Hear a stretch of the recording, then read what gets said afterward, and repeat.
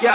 Surprise, a little different than you're used to. Yeah. Dropping these bars on YouTube, knowledge I introduce you. Yeah. We chasing this money like it's the prize, it's the voodoo. Fugazi, fugazi, it's just a lie we buying into. We need some cars on deck. Get the rollies, get the Moe, all the Mars on deck. All right, welcome. Good evening. So Finance Clinic yesterday, we talked a little bit about mortgages. I want to take this one step further. I do want to talk about the reality of where we are right now. I was listening to Rishi Sunak on LBC, which I want to play a clip for you in a moment. And I kind of want to provide a little bit of commentary around the things that he said and maybe didn't even say. And I do want to talk about the mortgage charter because he references that. I'm going to take you through what the key principles are. I'm going to talk about where I feel it basically falls short and isn't adequate enough to do the job that it needs to do. But I hope that by watching this, you're going to get something, hopefully. Certainly in terms of if you're struggling at the moment and you're finding it really, really difficult in terms of how you're going to cope with this. I was reading something earlier on today, and it's an article that came out today in the Express, and you take the Express with a pinch of salt, and you probably take a lot of the tabloids with a pinch of salt, really, to be honest, because their job is to sell bad news because it sells and it enrages people, so on and so forth. And it was talking about the fact that people are saying they need an additional £1,000 a month just to be able to cover their mortgage payment. This is the average household, by the way, not large mortgages, average household, where the average household and the average mortgage is probably somewhere between 250 and maybe about 350 or something like that, right? And I found that number really, really hard to come to terms with. But I'm sure that there are some people who are in that position. Anyway, it is an issue. We know it. We've been speaking about it for some time. Let's have a little listen to Rishi Sunak on LBC, because this question that was asked of him, and I have come across people who are in a similar situation to the gentleman who's going to ask him a question here, and I'll come back and talk about that in a moment. But let's just have a little listen to this gentleman's question and then go from there. Morning, Prime Minister. Hi. I'm in my early 30s with a wife and 4 children to support. Been encouraged to invest in bricks and mortar and become homeowners. But when my current 2-year fixed rate expires at the end of this year, my new fixed rate will go up from £1,500 a month to £2,800 a month. As someone who works 7 days a week and has paid into the tax system since I left school without claiming a penny back from it, why do I feel like I'm being unfairly punished? And what can you do to help me? Jack, thanks for calling. And it's a great question to start with, right? Because your situation is being faced by many across the country, and I'm incredibly sympathetic about it. I know you'll be anxious about what's going to happen to your mortgage when it comes up for repricing, and we're taking practical action that will help you and many others. So let me just tell you what you can do in the short term, and then I'll take a step back and tell you more broadly how we're going to help. Look, in the short term, for you or anyone else who's worried about this, you should talk to your bank. And what we've agreed is a mortgage charter with the lending industry. So you can talk to your bank and you can do a couple of things with them. You could extend the term of your mortgage by say 5 or 10 years, or you could switch to an interest-only mortgage. Now, it sounds like from your payments that you've got a particularly large mortgage. So a typical payment for someone in the country is about £800, but that would go up to about £1,000 a month at the current rates. But if you do one of the 2 things that I mentioned, which you can do with your bank at no change to your credit rating, that will save you hundreds of pounds a month on your mortgage payment. So it's very practical help for millions of families across the country. Well, let's get in Jack the short back term. in. Jack, how does that sound to you, Jack? It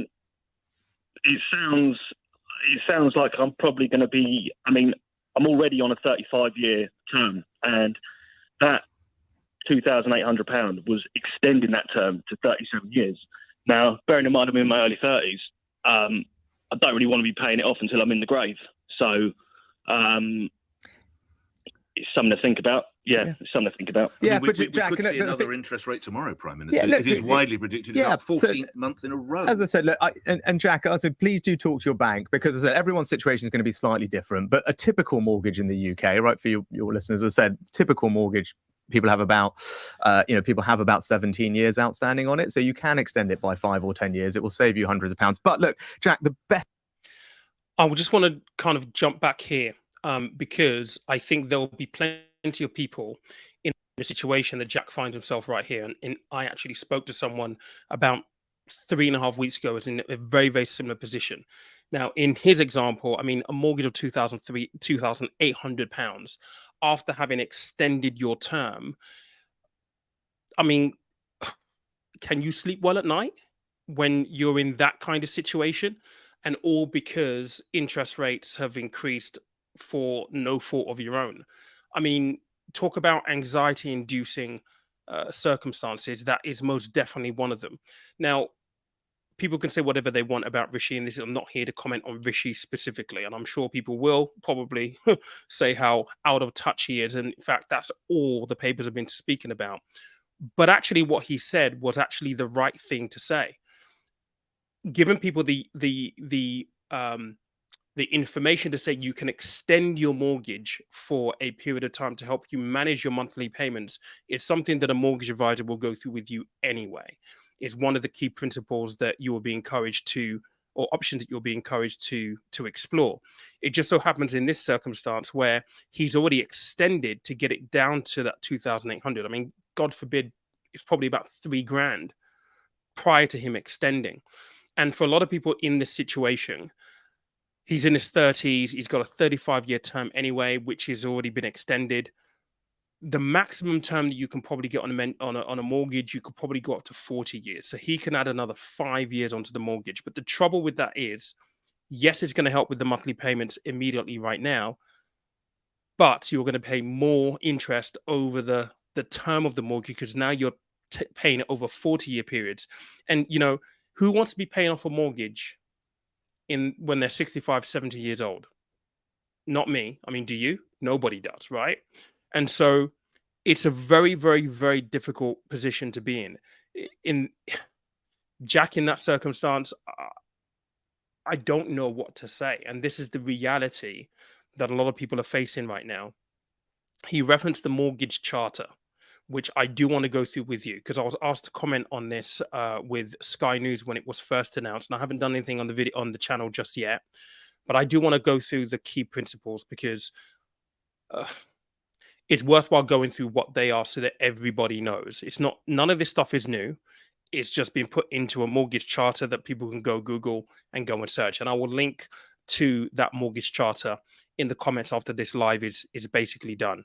But let's just go back and I just want to pick up one other thing that Rishi basically says here, or rather what he did not say. Best way for me to help you, your family, and everyone else is to bring inflation down. Now, I know people will probably be, they're listening or they're here watching me on telly and they're like, oh God, he's banging on about inflation again. This kind of slightly abstract economic concept, but it's not abstract. It's inflation that is causing everyone problems with their bills. It's inflation, which means that the Bank of England is having to put up interest rates. And the quicker we get inflation down, the quicker we can ease some of these pressures. And that's why, you've got to trust me, and you've seen me do it during the pandemic. I know how to manage the economy for everyone. I will bring inflation down. I will make the decisions that are necessary, which are not easy, but you can trust me to do that on your behalf and everyone else's, because the quicker we bring inflation down, the quicker we can start bringing interest rates down and ease that pressure for homeowners like you. All right. So we've spoken about this a number of times, right? The pain of interest rates and the potential impact that it has on homeowners, renters, so on and so forth, right?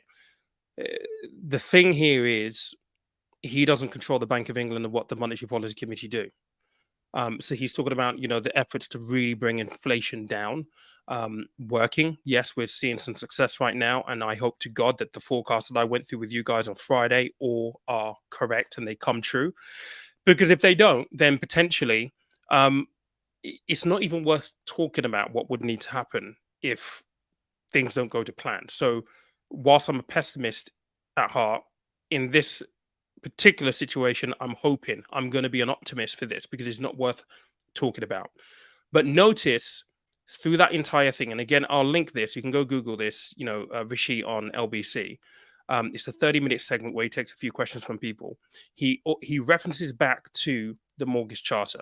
He doesn't talk about any additional help from the government. He doesn't talk about any existing help, any new help. He doesn't reference any help at all. And really, if you read between the lines on this, what he's basically saying is you're on your own. You're pretty much on your own. And there is this argument as to whether or not the government should step in to help people with this, because should taxpayers' money go towards people who were in a position where they could afford to buy a house in the first place, and maybe they're over leveraged or were close to their top tilt of what they could afford when they got on the property ladder, and now interest rates have taken them out of kilter. As harsh as it may sound, but I don't think it's good use of taxpayer money, if I'm honest. And beyond that, you'll have first-time buyers and people who want to get on the property ladder saying, well, what about us? And I think this is a consistent cycle that can be very, very difficult to get out of. So he referenced the mortgage charter, and that's what I want to talk about, because this is supposed to be a set of things that they've agreed with the lenders in order for them to actually offer some help to the general public or people who are struggling with their mortgages right now. If you haven't heard about it, there are 4 things specifically the lenders have agreed to, and there's some additional bits and pieces as well which might be worthwhile, which I'll go through anyway because they are worthwhile you knowing.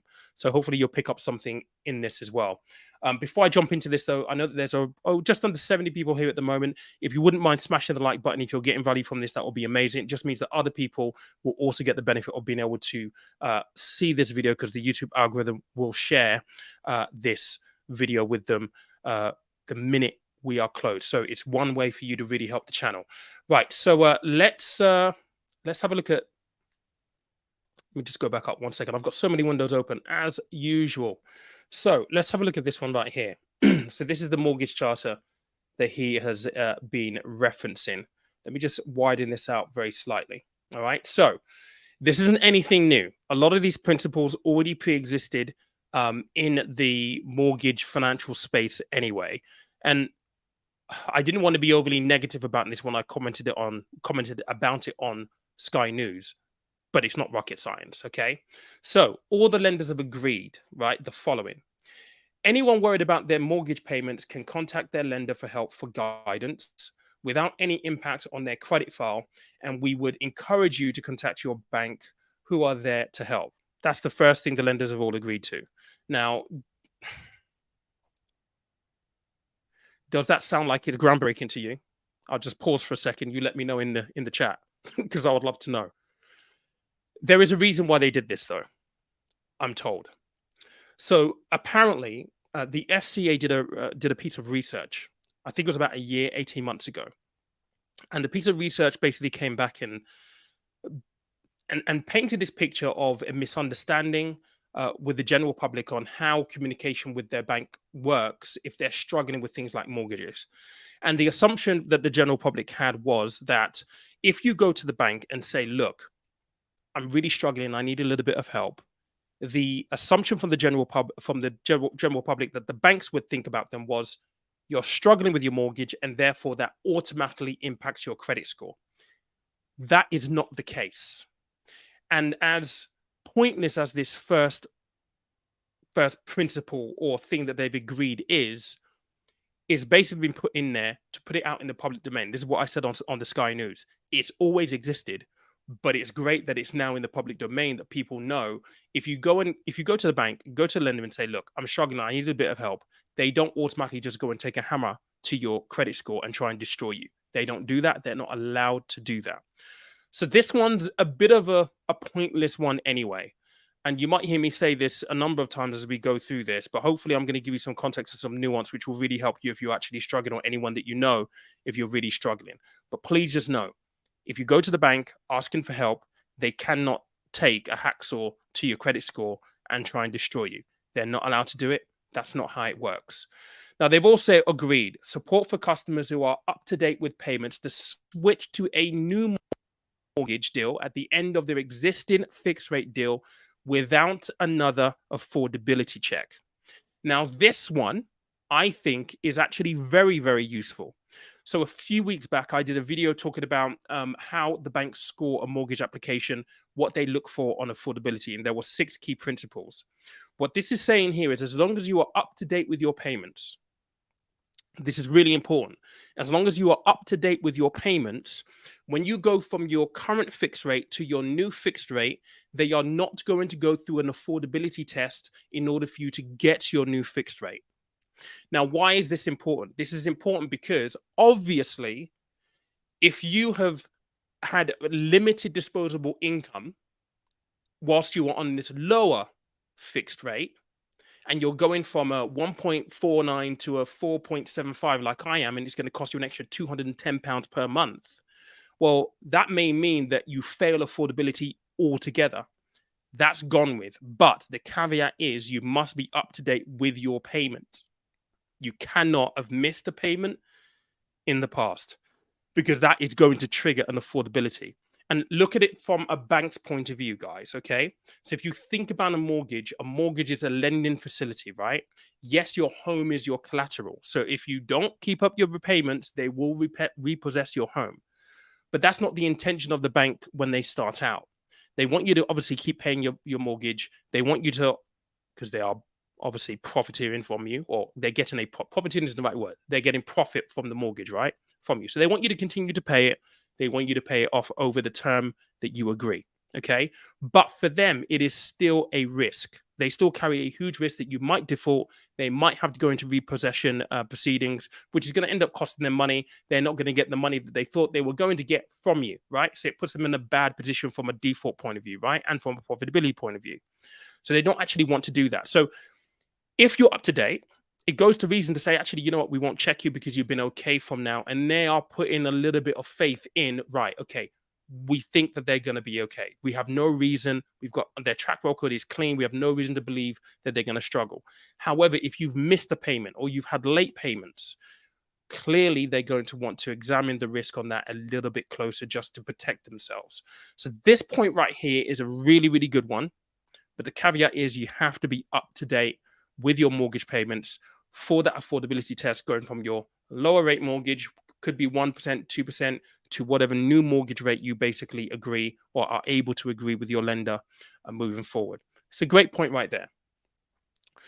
Then number 3, lenders will provide well-timed information to help customers plan ahead should their current rate be due to end. And what this basically alludes to here is they are alluding to the fact that I've spoken about it a number of times here on YouTube, and people have been like, I didn't know that. People are not aware that they have 6 months prior to their deal ending to shop around and secure a new rate. People just don't know it. And this is all about the banks taking the responsibility, taking ownership in writing out to their customers to say, look, over the next 7 months, your fixed rate is going to end. And you can agree or start to shop around for a new rate 6 months from that date and making it abundantly clear to them. That's really what that point is all about. It's a good one. It should be public knowledge, but it just isn't. Okay. So that's the third principle they've agreed. Now, this one, lenders will offer tailored support to anyone struggling and deploy highly trained staff to help customers. This could mean extending their term to reduce their payments, offering a switch to interest-only payments, but also a range of other options like a temporary payment deferral or part interest, part repayment. The right option will depend on the customer's circumstances. I'm going to put this in paint because it's actually quite useful. I've spoken about this on the channel a number of times. And if you go back over one of the lives I did, I think on the thumbnail, I say, here's what you do. I spoke about the fact that you can extend your term, which is what Rishi said to Jack on LBC. You can extend your term. Yes, that's going to help you with your monthly payments. It's going to bring it down, give you some breathing room. But over the long term, you're going to be paying more interest if you don't make overpayments or you don't consciously think about reducing that overall term at some point in the future. But it's a very good option. You need to take advice for that. The other thing is you could go on to interest only, which again, I've mentioned. The danger with that is you need to just be mindful. I've spoken about this on Sky News. I've spoken about this on Radio 4, a number of other places. You can go interest only, but the danger is it's very easy to forget that you're on interest only because life takes over. We get busy, you get busy, kids, family, work. It's easy for people to forget. And I've spoken to a number of people over the past 2-3 months who went on an interest only, completely forgot. They're getting to the point now actually where they are just about to press the button on retirement. They get a letter from the bank saying you owe us X amount of money, and they're like, why? And when I look at it, it's like, you've been in interest only mortgage for the past 10 years. And they can't even remember when they went on an interest only mortgage. So it is a good option. Again, it's going to reduce your monthly payments.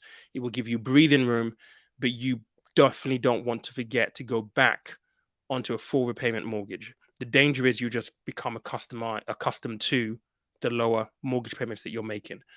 The hybrid between, I guess, interest only and full repayment is what the next one that they're suggesting here is, going on to maybe a part interest, part repayment. And what that looks like is you'll have a certain element of it where you're paying interest only, another element where you're paying the full repayment. So the element where you're paying interest only, obviously you're only paying the interest. So if that element is 40K of your mortgage, you're only paying the interest on that, you're still going to have 40K outstanding when your mortgage comes to an end. So if you don't switch back onto a full repayment mortgage, then effectively you've got a bill to pay. Now, if you were to do that, it's also worthwhile noting that if you did that for maybe 6 months or maybe a year and 40K is interest only, when you go back onto a full repayment mortgage, your payments are going to increase anyway because you've spent 6 months, 12 months on an interest only element of the 40K that you only pay interest only on. So you've also got to be mentally and financially prepared for that adjustment on the way up. We don't know where rates are going to be right now. I mean, 4 or 5 years into the future, it may be very, very different. But it's difficult, and I say this all the time, try and be proactive and try and think worst case scenarios. A lot of people aren't able to do that, and it's hard to do. I guess I'm trained to do that because I call me a little bit, I'm paranoid, right? One of my biggest fears is being homeless again.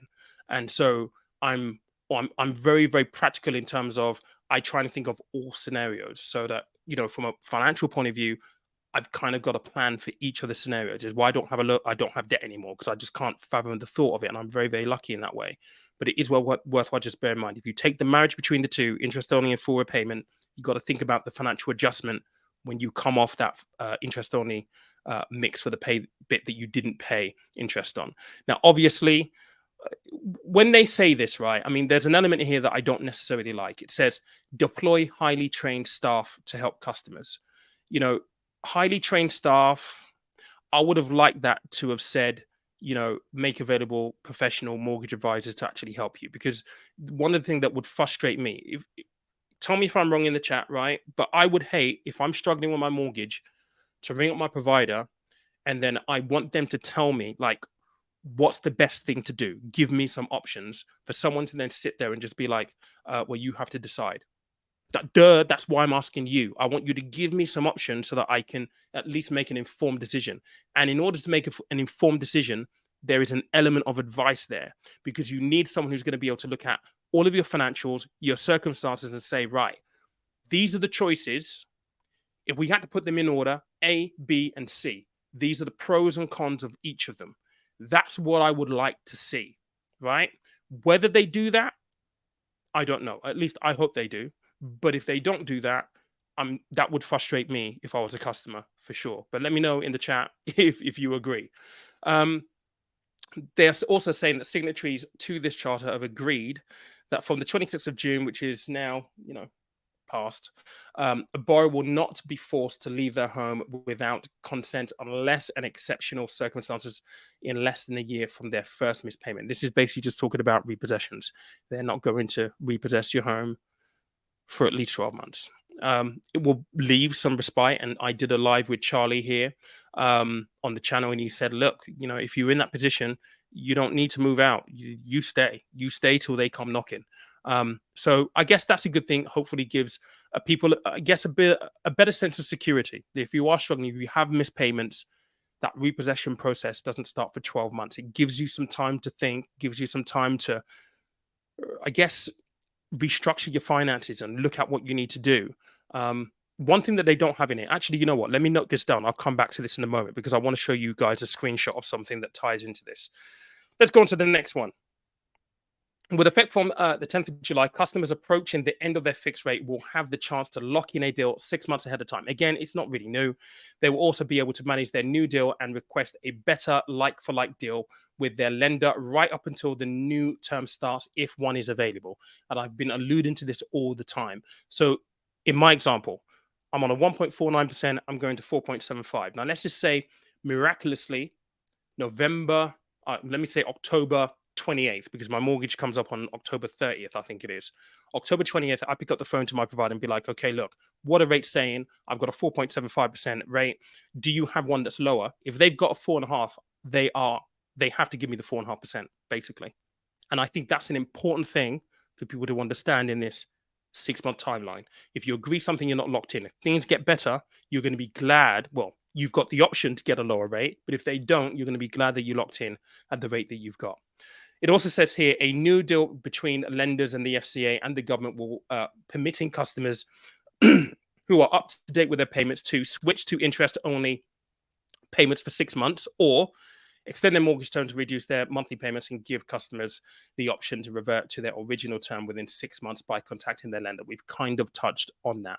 You know, the option that is also there is some providers will allow you to also take a payment holiday. That's also worthwhile checking with your provider. I think for that one, you have to make sure that you have to have been up to date with your mortgage. If you've missed payments, they're not going to allow that. So if you're up to date, it's worthwhile asking the question, look, can I take a payment holiday for 2-3 months, 6 months maybe, or the maximum term that you allow in order to give me just a little bit of breathing room? That's also a question that's worthwhile asking. Now, one thing that I didn't see included in this, which is a shame, is I have had a number of people who have messaged me on Instagram, and they have basically told me that they're in a position at the moment where they are mortgage prisoners. Now, a mortgage prisoner is when you're in a deal, your deal finishes, and you can't go anywhere. You've got nowhere to go. And typically what happens when you come off a fixed rate or some kind of mortgage deal, you go from their fixed rate to a standard variable rate. And a standard variable rate is extremely expensive, even in comparison to where rates are right now. And I want to show you some standard variable rates just so that you can kind of see where we are with this, because it's not pretty. It really, really isn't. And talk about anxiety inducing. This is the Halifax. And I'm not calling Halifax out or singling them out in any way, shape, or form, because this is public information that they have, and all the banks operate pretty much on the same kilt. But the current standard variable rate, SVR, for Halifax mortgages is 8.49%. They say, which is slightly higher than the industry average and 3.49% above the Bank of England base rate. 8.49%. Let's have a look at HSBC. From what I can see, based on this table, and I'm looking at this column right here, standard variable rate of 6.99%. Now, what I would have loved to have seen in this charter was something where the government said, for mortgage prisoners who have a good track record of repayment, so they're up to date, you allow them to move on to a 2-year fixed rate or whatever rate that is available to help them.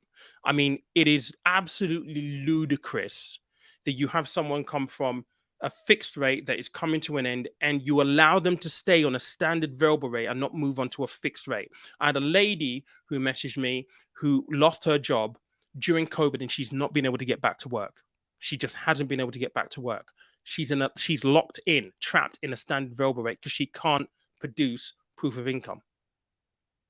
And she's going to be in a standard variable rate, God knows what it is now, paying through her eyes, almost being to the point where she's contemplating selling the property.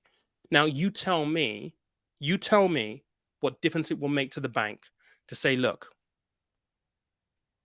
we'll put you on a 2-year fixed rate. The rate is 6.5%. If the standard variable rate she's on is 8.49%, guess what? She's going to be extremely thankful and you would have helped someone actually keep their home. But there is no help. There is nothing. And that's what I wish that they had included. And I mentioned this on Sky. I wish there was more help for mortgage prisoners, because at the moment, there isn't anything at all. And so, look, I feel like I've monologued for quite some time. I'm just trying to see if there's anything else. I mean, there was an article which is in the Guardian, which was from a few days ago, talking about how it's a bloodbath for variable rate mortgages right now. Believe me, I completely trust that article, because it's horrible for a lot of people. But let's see what you guys are saying in the comment section down below there. I know there's quite a lot of you in here. And again, we've got 84 people watching right now. If you haven't tapped the like button, please do. We've got the likes at 34 right now. If we can get them up to about 45, that will be absolutely amazing. So we're looking at, another 10 from here, please. That will be amazing. Right, let's see what you guys are saying in the chat. Quite a few of you, so bear me 1 second whilst I just get up to the top. Okay, here's Missy London.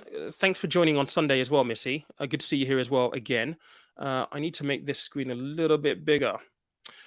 Right, thanks for the advice yesterday about Barclays. Would it jeopardize a remortgage application to have a buy-to-let registered under a limited company rather than a personal name? Jeopardize a remortgage application to have a buy-to-let. You need to give me a bit more context on this, because from the questions that you asked yesterday, you've got a residential that didn't have a consent to let, and I think that was the property you're looking to put into a buy-to-let, right? I mean, there's nothing wrong with you putting it into a limited company, but you just can't go if it's your residential property. You just can't have it as a residential and put it in a company. You need to sell it to the company at fair market value. So I need more context, really, to be honest, because that transfer is not easy. Now, let's just assume that you've got a standalone property. So you've got your residential and there's another one, and you want to put that in a limited company. As long as it's a buy-to-let already and it's in a personal name, you're still going to have to transfer the asset. You still have to sell the property to the company. So you need to fix this right. Limited companies are great. They're called special purpose vehicles. They're great, but you might have to take a hit. I mean, if it is a second property and buy to let, once you sell it over to the company, you're going to have capital gains tax. So I need more nuance to be able to give you a proper answer. I can't give you an answer just based off this, because there's so many unknowns. Let's have a look at what everyone. Oh God, there's a lot of comments. Okay. Carly, how you doing? Annette, how are you? Welcome to the stream. Sharon is asking here, if you have to extend your mortgage term, it need not be a lifelong commitment. That's right. You can retract from this when the economy turns around by reducing the term at a later date. Absolutely, 100%. I would agree with that. The thing is, people forget, and that's the thing. You have to mentally cue yourself to be like, okay, when this fixed term ends, I need to have a look at the lifelong commitment to the mortgage, that 35-year term. Do I want to bring it down? Or better yet, if you have the ability, even if it is a small bit of an overpayment, make a small overpayment when you go through, as you're paying your monthly payments anyway. People think that small amounts don't add up, but actually they do. They add up quite a lot. And I did a live with Sprive, which is an app which basically helps people calculate, look, that £5 a month overpayment will save you X amount in interest and save you X amount in time. So this is a very, very good comment. Thank you, Sharon. You should have my job.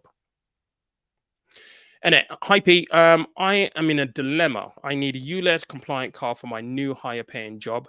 Don't have much savings. Would you recommend to use my emergency fund, then replace it when I start? Ooh, dear. Okay, is this a company car? Is this a company car? Are you employed? Because if it's a company car, if you're getting an allowance, and also think about how you're going to finance this car. I'm guessing you're going to go like a hire purchase, right? Finance it. Are you going to buy it outright? Again, a few questions. I mean, using your emergency fund for a car, not ideal, if I'm honest. Right off the bat, every fiber in my body wants to tell you no, don't do it. But you need it to obviously pay bills and to progress your career. So in that guise, I guess it's a trade-off. And as long as you're disciplined and you're really focused on taking the money that you earn to replace the emergency fund, then yeah, it could be a good thing. But I would encourage you to look at the cheapest way you can actually get a car. Have you considered leasing? Because leasing sometimes can work out way, way cheaper. You'll give maybe 3 or 4, maybe 6 rentals up front. And the beauty of that is you might be able to put in things like maintenance, tires, and all that kind of stuff, so you don't have to pay for it, and it's all, or at least it's all included in your monthly payment. And that way you don't have a balloon at the end either, and you can just literally just give the car back and swap out into a new car.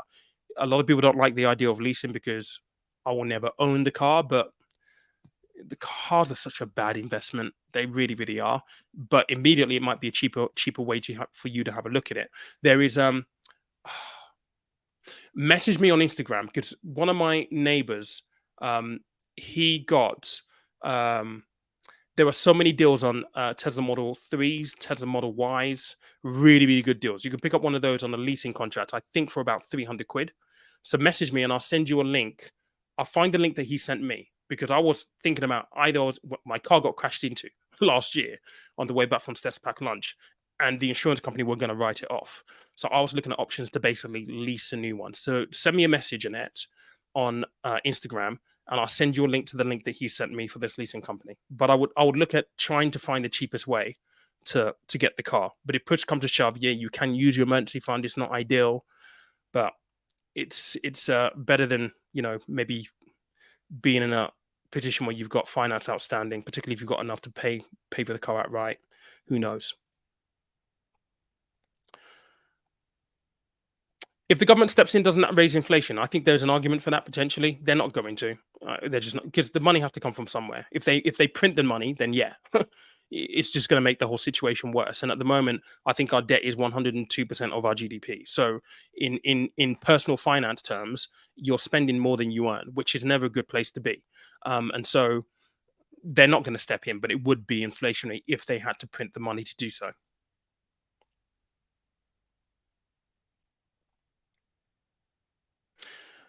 Sharon's just saying here, I think the pain should be more broadly dispersed across the population. Those with mortgages aren't necessarily the ones spending frivolously. Where's the wealth tax? Amen. Amen. Where is the wealth tax? I completely and utterly agree with you on that one. And if you listen to that interview on LBC, someone actually did ask him a question. He said, it would be insensitive of me to talk about tax situations because of the obvious impacts you can have on the economy and markets.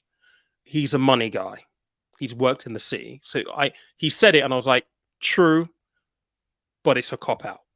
But I'm with you. There needs to be a wealth tax for sure.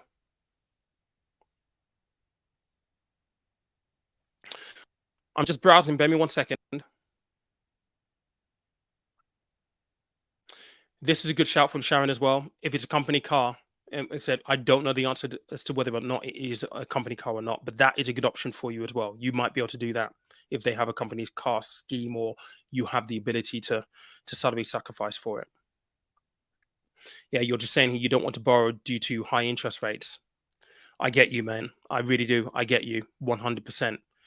It's also about the choice of car that you choose, whether it's one that is going to need a lot of maintenance. I mean, look, I've had my Tesla now for 8 years. I paid it off now, but that thing, it doesn't need a service. I mean, when did I last service that thing?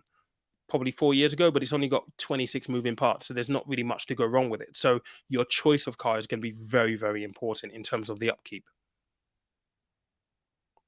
I love this. You guys having a little conversation and offering advice here, so thank you. Let me just have a look at this one. Saeed. Hi, Pete. Affordability checks. Is there an indication of how long you should not have missed a payment for? 2 years. Okay. Look, any missed payments or late payments are going to stay on your credit score for at least 5 years, 5-6 years. And I have a chapter on this in my book, effectively. So the C in my basic formula is about credit scores, where the information all comes from, what is recorded, how they get it, what it basically all means, how to improve it, all that kind of stuff. I would generally say that it's going to hurt you more if you have something on your file in your most recent history. So for 6 months, it's bad. If you get to the point where you're 2 years out they're going to look at it, but it's not, will it have a huge impact? It's going to have an impact, but not as large as if it was like literally 2 months ago, 4 months ago, 6 months ago. So just be mindful of that. And sometimes there is no choice, to people get in. I've been in situations where, look, I was more concerned about surviving, not paying back the money that I owed. I just wanted to be able to survive. People get into those situations, and it's easy to say, well, you need to be more responsible and all this stuff, but it doesn't always work like that. And I think society needs to be very, very sensitive to that notion. But yeah, generally, the further you're out, you should be better. Let me just have a little scroll.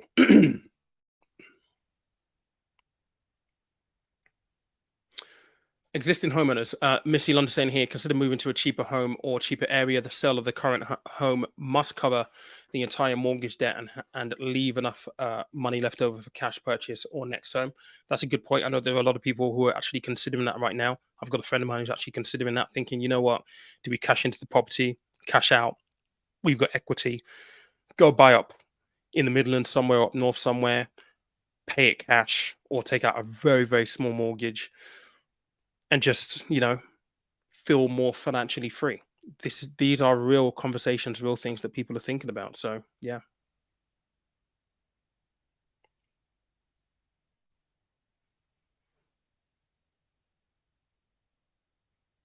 There's a great conversation going on in the chat. So thank you, guys.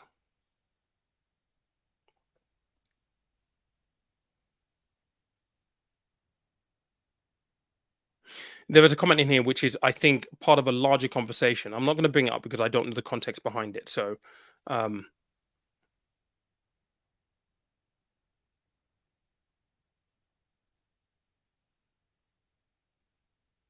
let's have a look at this comment right here. Banks are there to intermediate savings into productive credit. They would rather have loans than your house. That's right. That is very, very true. They want you to pay your mortgage. They don't want to repossess your house. That's the last thing they do, because if they do, they're not going to realize all the profits that, I think I did a video here where I talked about the fact that a mortgage of 250,000 across the term of the mortgage costs you 296,000 in profit. It's mad. It's mad. It's honestly, it puts you off knowing those numbers, but it's true. The banks have no interest in trying to repossess your home. They're banking on that £296,000 return for that 250 grand loan that they gave you. So, it's very, very true. My position is that help from the government does more harm than good and should be viewed with reticence. Help to Buy got people into more debt than they could have. I would agree with that to a certain extent. I would argue that Help to Buy was a really important stepping stone to help people. I think those kind of interventions, you have to consider the circumstances that existed during the time. I definitely believe that it would have put people on the property ladder that may not have been able to afford it, but hopefully they've got equity now, so you get the balance out.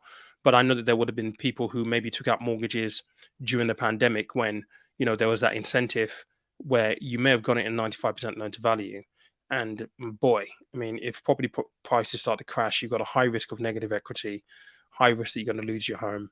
And yeah, definitely putting yourself in a position that was so razor thin in the first place. But again, this is where financial education comes in. Like, this is stuff that we should be taught in school. Interest rates, how do they work? What are the risk of interest rate? But do they tell us this stuff? No. It's mad. It's crazy.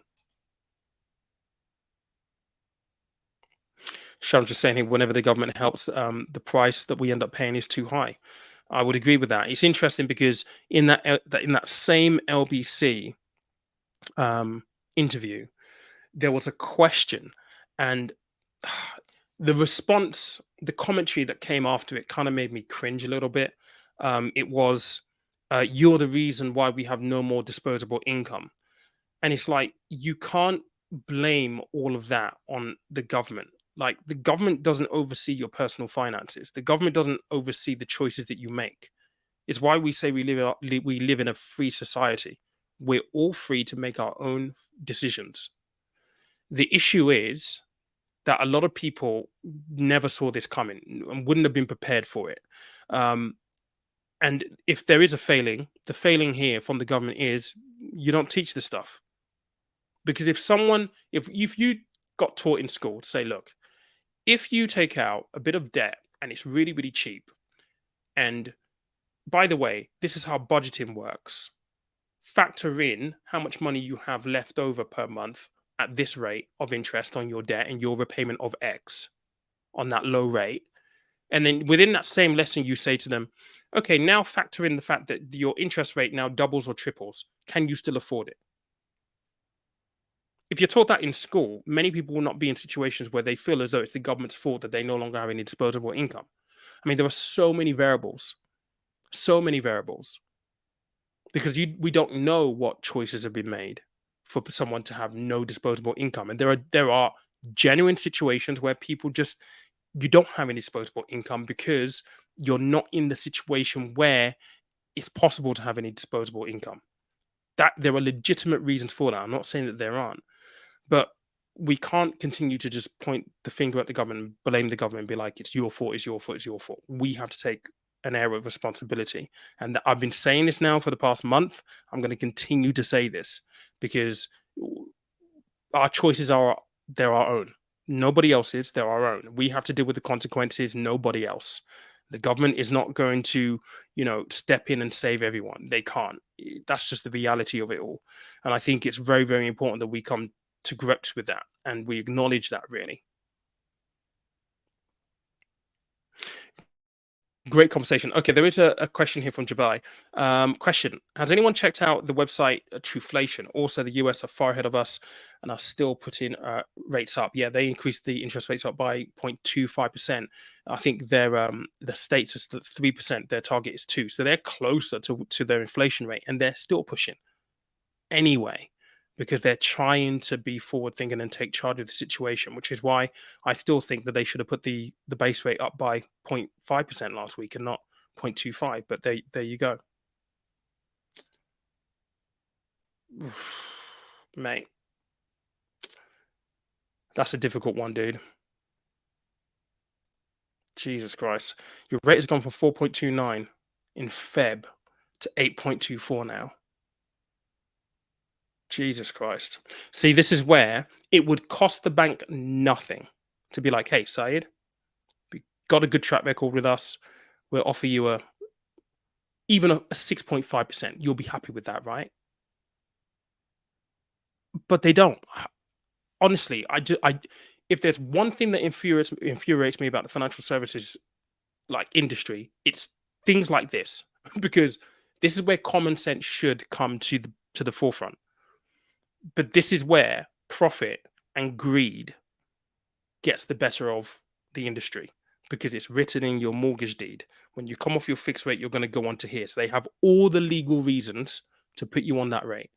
Never mind, is it the right thing to do? I mean, look, I've talked about the fact that, banks can't always help to the extent that they would want to, even if they could, because of shareholders. And shareholders include you, they include me, because I have a pension, you have a pension. And if you have a pension, I guarantee you this, your pension is invested in one of these banks. And the growth of your pension is dependent on the profits they're able to make, which therefore push their share price up or pay your dividends. So if they were to go on a tangent of, we're going to help everyone and we're going to gift, billions of pounds away, shareholders are going to have something to say about that. And shareholders have the legal right to be able to sue them if they did that. So it's not like they can, but this is where I feel like there's no skin off the nose. There is no skin off your nose to be like, look, we appreciate it's very, very difficult right now. We'll offer you a rate of X just to help you. But will they do it? No. And this is where the government should have stepped in to insist that they did.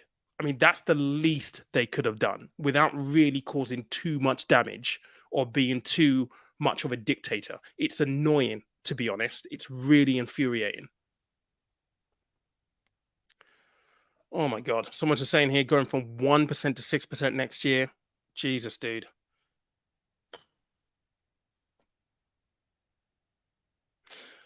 Yeah, mate.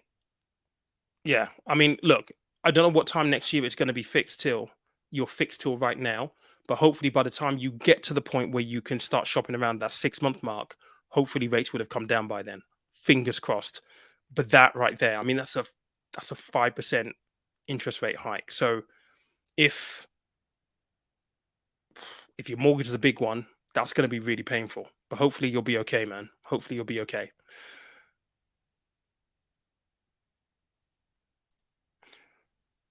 Aaron saying, do you see used car prices falling? I don't know, mate. To be honest, I'm not in the car industry. I know that used car prices have been they've been going stupid for some reason. I don't know why though.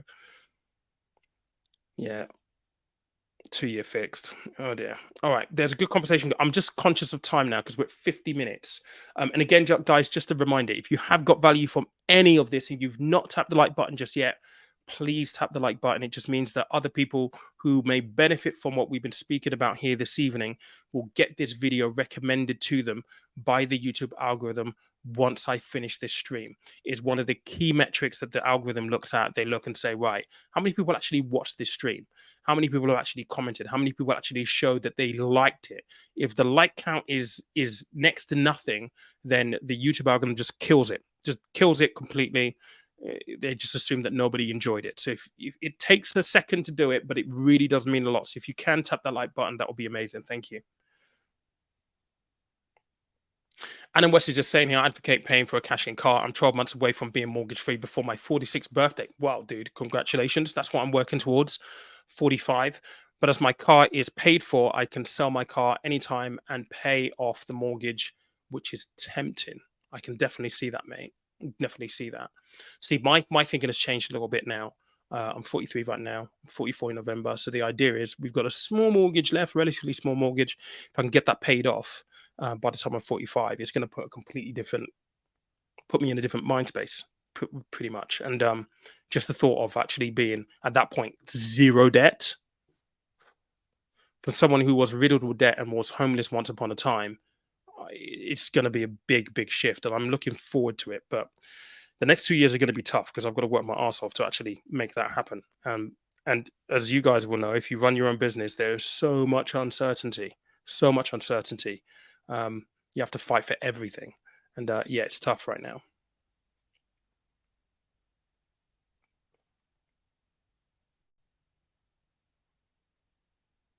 I'm just scanning really quickly. Bear me 1 second.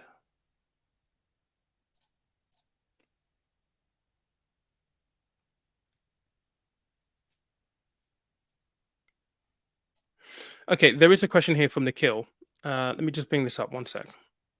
So, Pete, isn't it better to buy over rent for first-time buyers? Can you explain negative equity with a simple example? Okay, so is it better to buy versus rent for first-time buyers? Technically speaking, yes, because a mortgage, when you look at most of the calculations, will always be cheaper than your rent. Okay, so that ticks that box. Negative equity is when, for example, you're going out to buy a flat, £100,000, right? That's the value of the flat. The flat. That's what you're going to pay for it. You put a 5% deposit in, so £5,000, which means that your loan to value, or the loan of your mortgage, is 95% of the £100,000 that you pay for it. Now, negative equity happens when, let's just say, you bought the house at £100,000, and at that point the market falls off, and overnight your property goes from being valued at £100,000, which you bought it at, with a 5% deposit, so a £95,000 mortgage, and it falls to £80,000 in value. In that example, your house, if you try to sell it right there and then, is only worth £80,000, but you owe £95,000 on a mortgage. That £15,000 difference is negative equity, essentially. And a lot of people have found themselves in that position in the past. I've had friends who have found themselves in that position in the past. But that's really what negative equity is.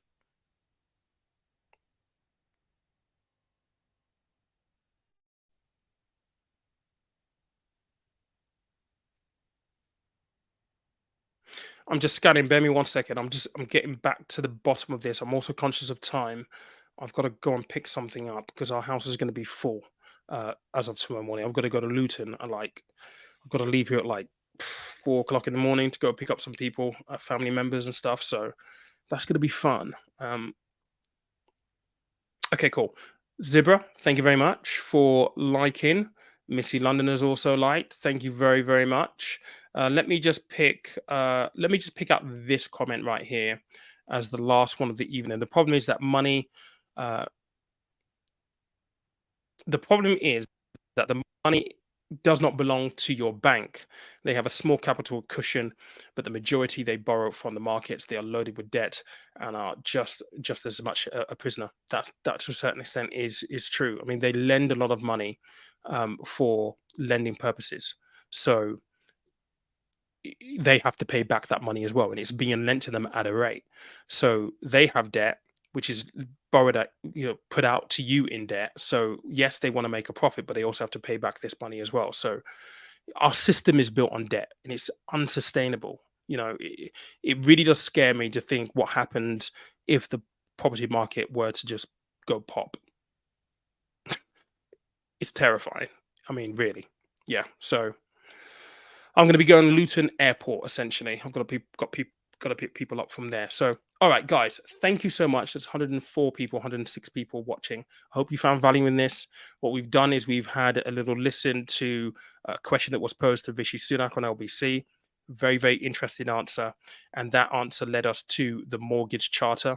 So there are a few things on there that I hope that you found really, really interesting. If you joined late, you can always go back and go and watch this from the very, very beginning.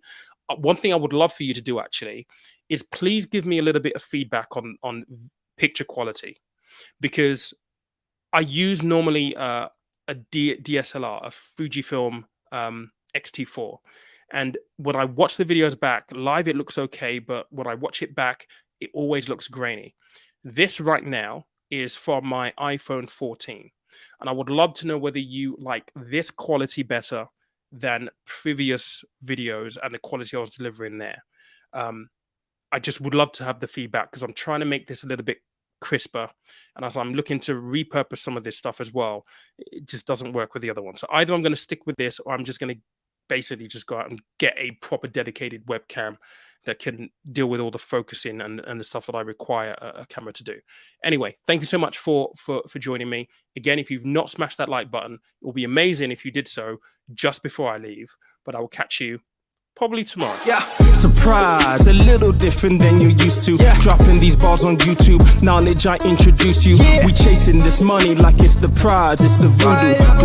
Fugazi, it's just a lie we buying into. We need some cars on deck. Get the rollies, get the Moe, all the Mars on deck. We got the traders, got the picture with the Bentley in Dubai. Are you dripping in designer, looking fly? On the bombardier, sipping on the wine. Broke man, we broke. Where's the fun in being broke? Stocks and bonds get you yo. That's what I'm teaching these folks. I see that smoke, see them choke. Getting coke. While I'm researching these stocks, buying coke.